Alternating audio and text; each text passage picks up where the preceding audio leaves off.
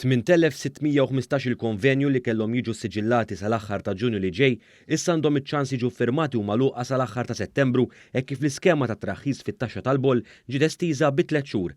Ħabbar dan il-Ministru għall-Finanzi Clyde Caruana waqt konferenza tal-aħbarijiet tal-Gvern hekk kif spjega li dan qed isir sabiex in-nutara u l-banek jingħataw aktar ħin sabiex ikunu jistgħu iwettqu x-xogħol tagħhom fosthom xogħol ta' riċerka. Dawk kollha li ffirmaw il-konvenju tagħhom u daħal propju sal-31 ta' Diċembru li għadda, jiġifieri dawn 8,615 il-konvenju, issa flok sal-aħħar ta' Ġunju għandhom sal-aħħar ta' Settembru sabiex ikunu jistgħu jiffirmaw il-kuntratt tagħhom u xorta waħda ikunu jistgħu jibbenefikaw mit-tnaqqis fit-taxxa.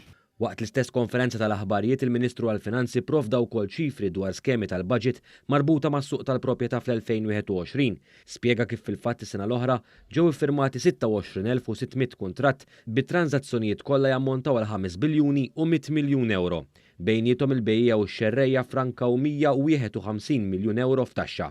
Rigward 8,615 il-kuntratt li se jibbenefikaw mill-iskema ta' traħħis tat-taxxa tal-boll, Clyde Caruana spjega li b'kollox dawn il-kuntratti ilaħqu tranzazzjonijiet ta' 1.7 biljun euro b'kollox u bejniethom se jiġu frankati 50 miljun euro f'taxxa.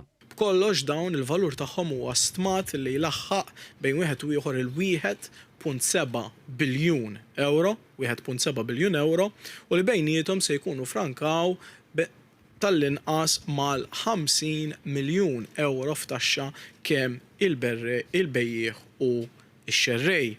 Il-Ministru Caruana spjegaw wkoll iċ-ċifri relatati ma' skemi oħra li ddaħlu fil-baġit għal din is-sena.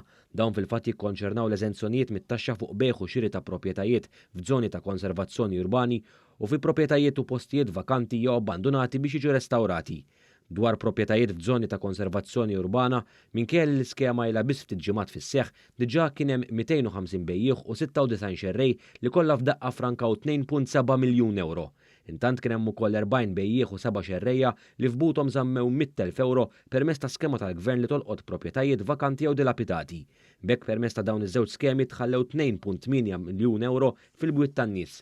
Il-valur tal-proprjetajiet li nbiegħu f'żoni UCA jammontaw għal 22 miljun euro fil-waqt li dawk vakanti jew dilapidati ilaħqu valur ta' 1.4 miljun euro.